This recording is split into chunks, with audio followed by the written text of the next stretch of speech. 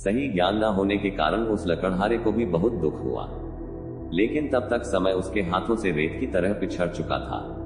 बुद्ध ने शिष्यों को एक लकड़हारे की कथा सुनाते हुए कहा, एक दिन एक राजा जंगल में शिकार के लिए गया तो रास्ता भूल गया। उसने बहुत देर तक रास्ता खोजा लेकिन उसे रास्ता नहीं मिला। वह बहुत ज्यादा थक चुका था, भूख और प्यास के मारे व्याकुल होने लगा। तभी उसने देखा कि जंगल में एक लकड़हारा लकड़ियां काट रहा है। बहुत से पीट कर चुके हैं, थोड़े से ही बाकी है। उन्हीं में से एक पेड़ की शाखाओं को नीचे गिरा रहा है।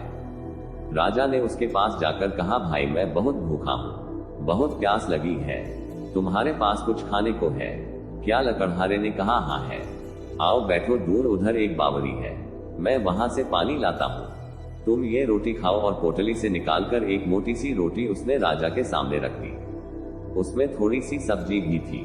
राजा ने उसको खाया, लकड़हारे का लाया हुआ पानी पिया और शांत होकर कहा, मैं यहाँ पास के ही एक बड़ी सी नगर का राजा हूँ, शिकार करने आया था पर रास्ता भूल गया। लकड़हारे ने रास्ता बता दिया। राजा ने जाते समय कहा, मुसीबत के समय तुमने मेरी सहायता की, यदि तुमको कभी जरूरत पड़ी तो मेरे पास आ जाना, मैं तुम्हारी सहायता जरूर करूंगा। कुछ समय यूं ही गुजर गए। धीरे धीरे उस जंगल के सभी पीठ समाप्त हो गई। लकड़हारा लकड़ी काटकर इनके गोली बनाकर बेचता था। अब वह अपनी जीविका चलाए तो कैसे, वह बहुत दुखी हो गया। दुखी मन से राजा के पास पहुंचा। सेवकों ने राजा को सूचना दी कि लकड़हारा आपसे मिलना चाहता है। राजा को याद हो आया कि हाँ, उसने एक लकड़हारे को सहायता देने का वचन दिया था। एक दिन उसने मेरे प्राण बचाए थे। उसने सैनिकों को उस लकड़हारे को अपने पास लाने का आदेश दिया। सेवक लकड़हारे को राजा के पास ले आए। राजा ने पूछा, क्यों भाई लकड़हारे, क्या बात है, उदास क्यों हो? लकड़हारे ने उत्तर दिया, महाराज, जिस जंगल से लकड़ियां काटता था वह समाप्त हो गया, अब वहां एक भी पेड़ नहीं बची। अब जीविका का मेरे पास कोई दूसरा साधन नहीं है, इसलिए आपकी शरण में आया हूँ। आपके राज्य में तो बहुत सी जंगल है, अगर उसमें से कोई ये छोटा सा जंगल में जाए तो मैं भूखों मरने से बच जाऊंगा। राजा ने कहा, तुम्हारी समस्या का समाधान जरूर किया जाएगा। उसके चले जाने के पश्चात अपने मंत्रियों को बुलाकर राजा ने परामर्श किया कि लकड़हारे को क्या दिया जाए। परामर्श करने के पश्चात निर्णय हुआ कि शहर के दक्षिण में राजा का चंदन के वृक्षों का जो वन है वे लकड़हारे को दे दिए जाए। पदाधिकारियों को बुलाया गया। चंदन के वृक्षों का वह वन लहार के नाम कर दिया गया और उसको इस बात की सूचना दे दी गई कि आज से यह वन तुम्हारा हुआ। कई वर्ष बीत गए। राजा एक दिन अपने महल में बैठा था। लकड़हारे का ध्यान आया। प्रसन्नता के साथ उसने सोचा कि अब तो लकड़हारा एक बहुत ही अमीर इंसान बन चुका होगा। उसने कई बड़े बड़े भवन और महल बनवा लिए होंगे, इसलिए चलकर उसे देखना चाहिए।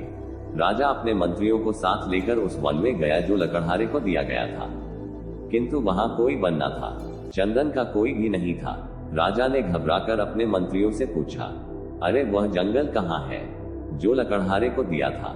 किसी और स्थान पर होगा तो मुझे गलत स्थान पर ले आए हो। मंत्रियों ने पदाधिकारियों की ओर देखा। पदाधिकारियों ने कागजों की ओर छानबीन करके बोले, महाराज वह जंगल दूसरे स्थान पर था।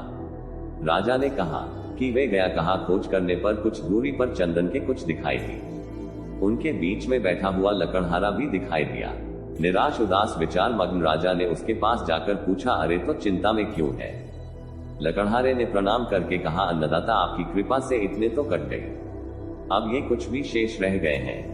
थोड़े दिनों में ये भी समाप्त हो जाएंगे। सोचता हूँ इसके पश्चात क्या करूंगा। राजा ने आश्चर्य से कहा, वृक्ष तो थोड़ी सी रह गए हैं, बाकी बच्चों का क्या किया? लकड़हारा बोला, रोज लकड़ी काटता हूँ, कोयला बनाता हूँ और बाजार में जाकर बेच देता हूँ। यह सुनते ही राजा ने अपना सिर पीट लिया और दुखी होते हुए कहा, अरे भाग्य ही, तुमने ये क्या किया? ये चंदन की लकड़ी थी, जलाकर कोयला की बना दिया। लकड़हारा बोला, चंदन की लकड़ी क्या होती है? राजा बोला, अच्छा होता यदि तू जानता, अभी 2 दिन लकड़ी काट लो और इसको बाजार में जाकर बेच दूं, और हाँ, इसका कोयला मत बना देना। लकड़हारे ने वैसा ही किया। एक दुकानदार ने देखा लकड़ी दोषी चंदन की है और लकड़हारा एकदम कमाल लगता है। यह देखकर उसने बोला, क्या लेगा इसका?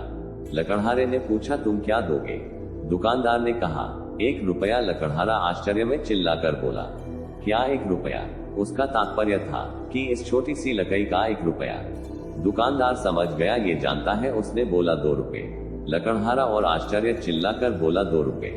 दुकानदार ने घबराकर कहा, अच्छा 4 रुपए तक। भारत चिल्लाया, अच्छा 4। कुछ दूर पर एक दुकानदार खड़ा था।